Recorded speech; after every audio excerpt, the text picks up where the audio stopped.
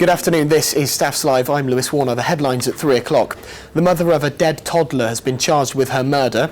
A man has been jailed for drowning his housemate. And in sport, Stoke City's Joe Allen looks like he'll miss this weekend's fixture after picking up a hamstring injury. And there's some breaking news here at StaffsLive. In the last few minutes, we've heard that Chesterfield striker Ched Evans has been found not guilty of rape after a retrial. We'll have more on that on our website. A young mum has been charged with murder over the death of a 2-year-old daughter in Fenton. Macy Hogan was found dead on Monday in her home after police forced their way in. Max McClellan has the latest. Tributes have continued to come in for 2-year-old Macy Hogan, who was murdered in her house in Fenton on Monday. Her mother, Cody Ann Jackson, has been charged with murder following the discovery of Macy's body. She is due to appear in Stafford Crown Court on Monday. Staffordshire Police confirmed a post-mortem examination showed no clear cause of death, and further investigations would take place. Police also confirmed that a 22-year-old man who was arrested on suspicion of murder on Monday has now been released from bail without charge. I'm Max McClellan, reporting for StaffsLive. A man from Fenton has been jailed. A man from Fenton has been jailed. Bear with us one moment as we just sort out what we're doing. A man from Fenton was jailed for life after drowning his housemate. Raymond Till was found guilty at Stafford Crown Court for killing Keith Tunstall in their home in June. Police found Mr Tunstall partially clothed and dead in the bath. The court heard that he'd also suffered broken ribs and severe brain injuries. We got there in the end. Carphone Warehouse has merged with PC and Curry's store in Festival Park in Hanley as part of a £50 million reinvestment from retail giants Dixon's Carphone. Liam Gotting has been at the store today. Carphone Warehouse has quickly become the UK's leading mobile phone retailer, but today has merged with two of the biggest names in the technological industry. This Curry's PC World store opened this morning, bringing together three of the biggest brands in Britain here at Festival Park. Manager Tom Hornsby spoke to StaffsLive to explain the reasons behind it. We both brought separate things to the table, really. Merging the two together made absolute sense for us. As Carphone Warehouse are a brilliant mobile phone retailer, that's the thing we are missing. So for both of us, it made sense.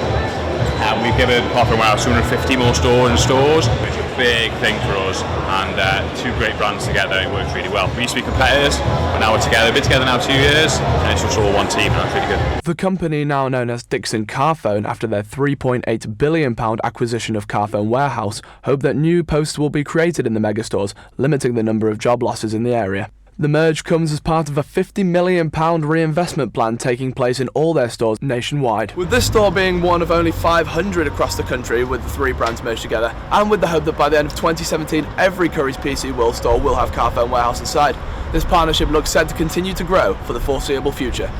Liam Gotting, StaffsLive. After years of planning, Staffordshire University has merged its two campuses together. The launch event played host to several dignitaries and a famous face or two. Dasha Smith reports. 5, 4, 3, 2,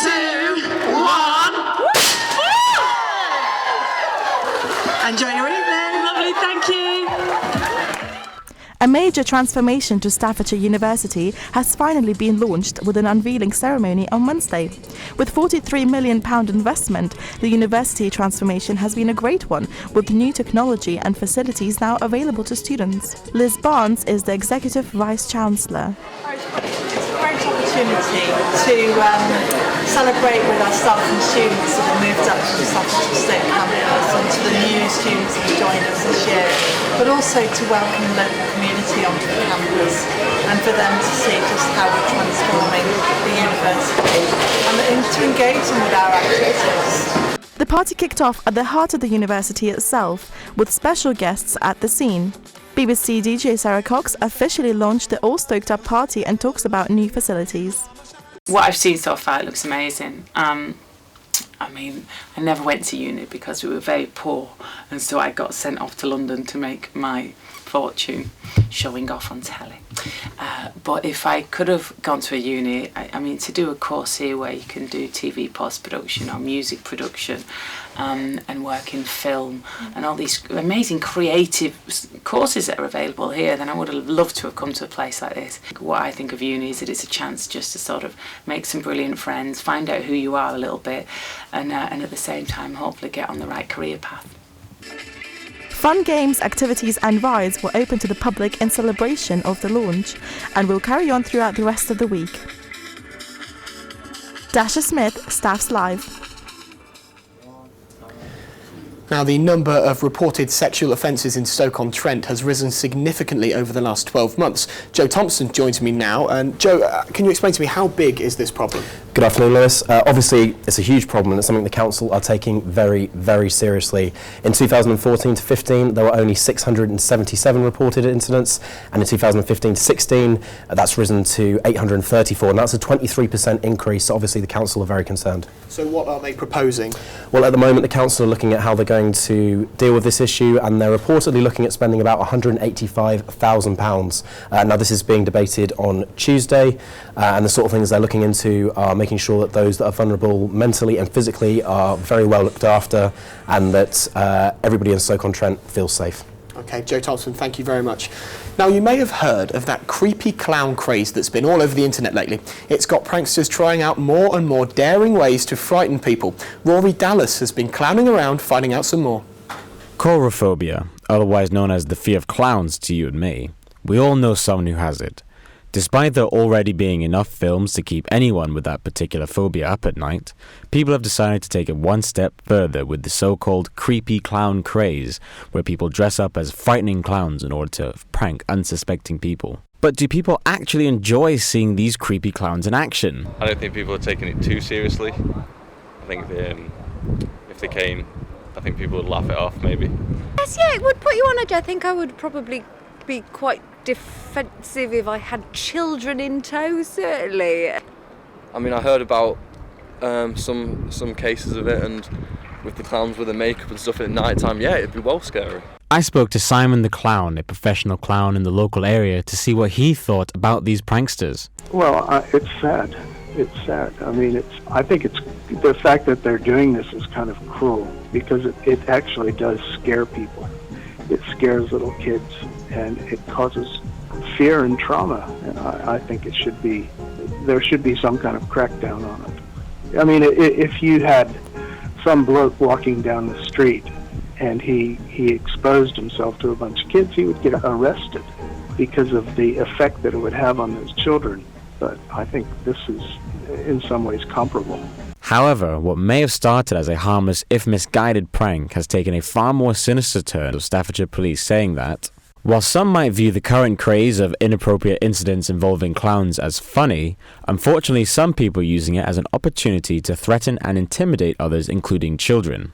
He went on to stress that anyone who sees any suspicious and unwanted clown activity should call Staffordshire Police immediately on 101. And let's hope that people remember clowns like Simon the Clown and not these pranksters. Rory Dallas, StaffsLive.